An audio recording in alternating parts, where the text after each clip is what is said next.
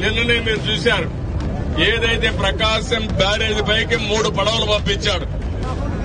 ఒక్కొక్కటి 30 టన్నులు ఇనుము వేసిన పడవలవి నేరుగా వచ్చి 11,20,000 క్యూసిక్స్ ఆఫ్ వాటర్ పోతా ఉంటే అది వచ్చి కొట్టింది. కొడితే ఏమవుతుంది తమ్ముళ్ళు? అది సపోర్టింగ్ ఏదైతే ఉంటుందో అది ఇరిగిపోయినాయి. అదే కాలం గాని కొట్టుంటే ప్రకాశం బ్యారేజ్ కొట్టుకోబోయేది.